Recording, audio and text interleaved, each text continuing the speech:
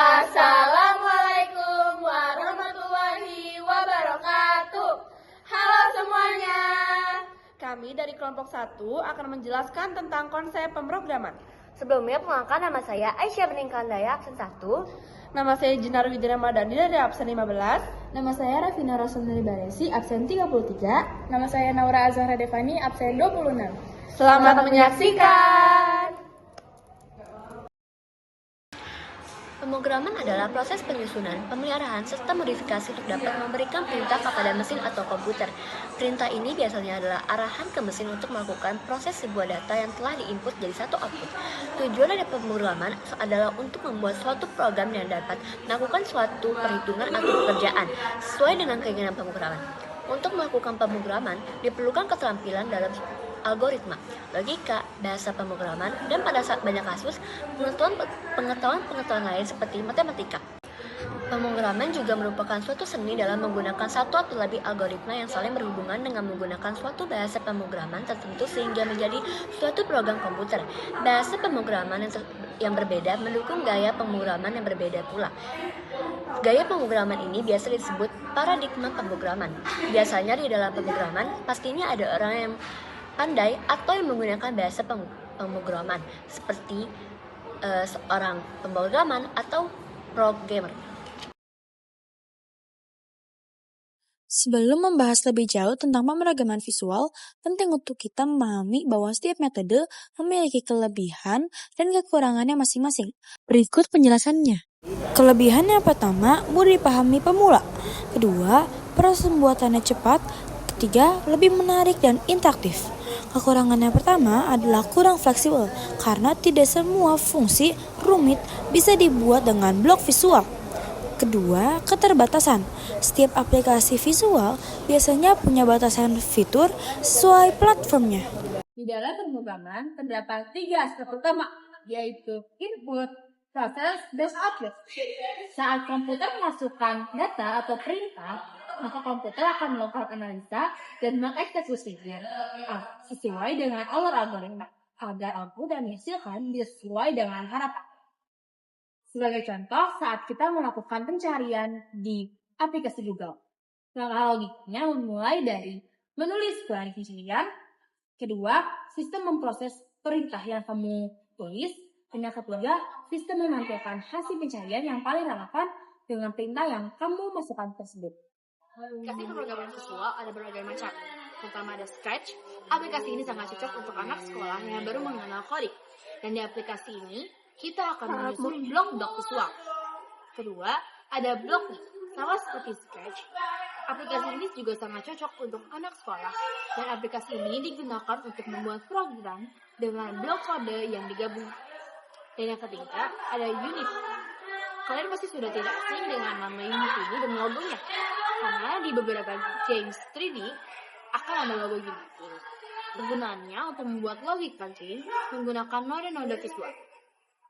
Selanjutnya, aku akan menjelaskan mengenai mengenal pemrograman Scratch.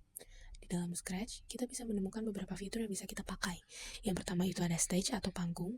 Itu adalah tempat semua animasi, sprite, dan game kamu bisa tampil. Di sini, objek itu bisa berubah warna, bergerak, memutar suara, dan lainnya. Yang kedua itu sprite atau karakter. Sprite ini bisa kamu ganti warnanya dan juga bisa berupa rupa bentuknya. Kemudian dia juga adalah objek yang bisa kamu gerakkan dan beri perintah. Yang ketiga ada block coding. Block coding ini dibagi beberapa kategori, yaitu ada motion. Yang pertama, yang kedua itu ada looks, yang ketiga ada sounds, yang keempat ada events, kelima ada controls, keenam ada sensing, ketujuh ada variables, kedelapan ada operators. Yang pertama adalah motion. Motion itu dia bisa menggerakkan sprite, maju, mundur, putar, lompat, geser ke posisi tertentu. Pokoknya dia menggerakkan Scratch ke beberapa posisi. Kemudian yang kedua itu ada looks atau tampilan. Looks ini dia bisa mengubah tampilan dari sprite tersebut, seperti mengubah warna, ukuran, ekspresi, bahkan juga kostum dari sprite itu. Yang ketiga ada sound.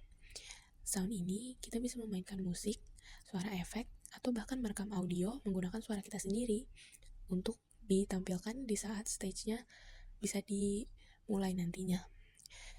Yang keempat ada events atau kejadian. Dia adalah kode yang berjalan saat events terjadi. Misalnya seperti bendera hijau ditekan, kemudian ketika sprite diklik oleh kita, dan yang terakhir ketika sprite menerima pesan dari kita. Yang kelima ada control. Dia itu mengatur alur pemrograman seperti looping atau pengulangan, kondisi if atau else, kemudian juga waiting atau menunggu, kemudian bisa juga mengulang sampai kondisi terpenuhi. Yang keenam itu ada sensing atau sensor. Dia itu bisa mendeteksi interaksi seperti menyentuh objek lain, menyentuh warna, menyentuh tepi, atau bahkan menerima input dari keyboard atau mouse. Kemudian ada variabel.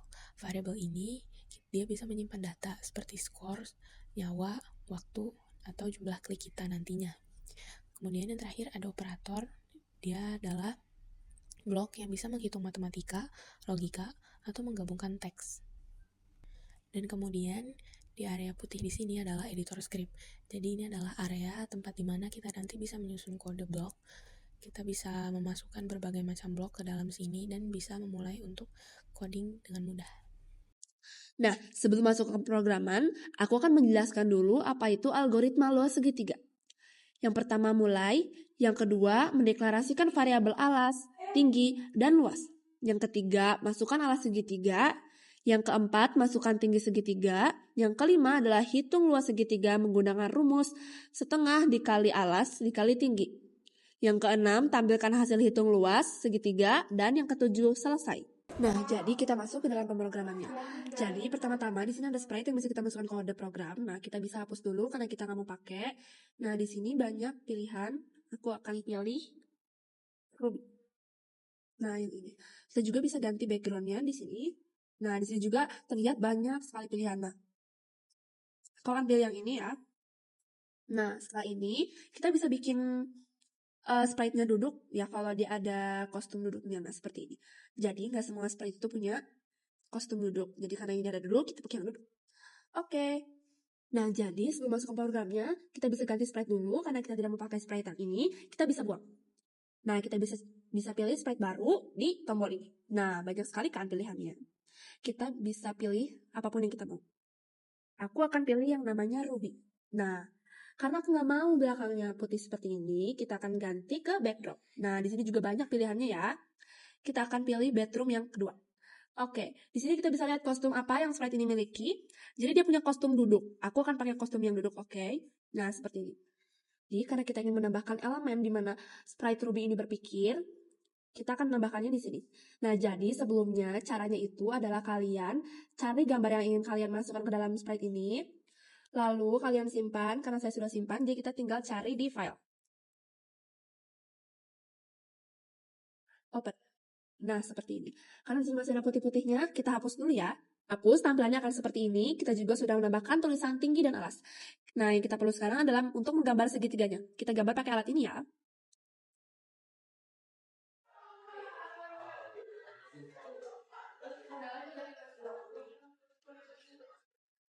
Nah, kita juga bisa warnai.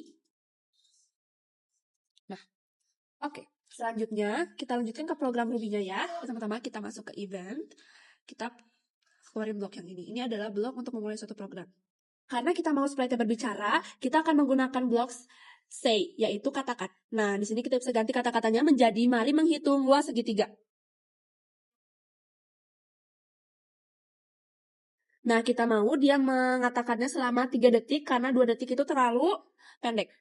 Nah, jadi yang akan kita lakukan ketiga adalah membuat variabel, yaitu variabel alas, tinggi, dan variabel luas segitiga.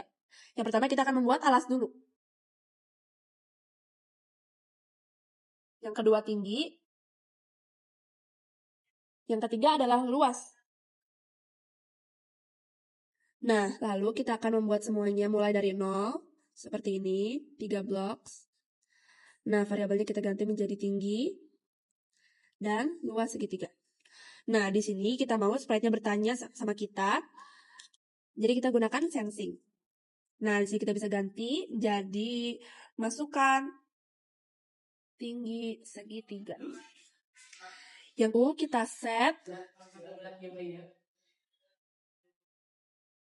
tinggi segitiganya menjadi answer atau jawaban.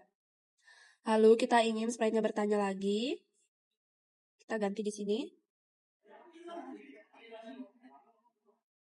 Kita lakukan langkah yang sama seperti tadi.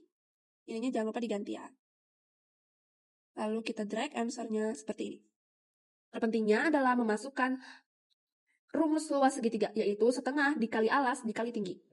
Nah, kita juga bisa mengonversikan setengah menjadi 0,5.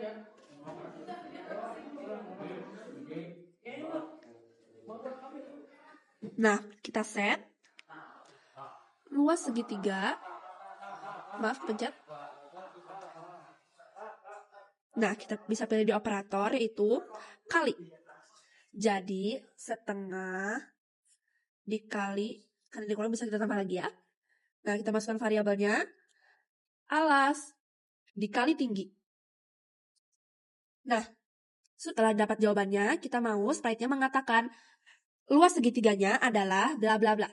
Jadi kita bisa gunakan block looks yang mengatakan ini. Kita masukkan operator. Nah, di sini kita ganti ya. Luas segitiganya adalah, nah kita masukkan variabel luas segitiga. Kita akan ganti ini jadi 5 detik. Oke, kita mulai programnya. Jadi sebelum kita mulai programnya, aku mau pindahin dulu alas, tinggi, dan luas segitiga yang ada di sini karena ini mungkin akan menghalangi tulisannya. Nah, jadi sebenarnya kita bisa pindahin di mana aja, tapi aku mau pindahin cukup ke bawah sini. Sesuai urutannya yaitu tinggi segitiga dulu, lalu alas, lalu tinggi segitiga.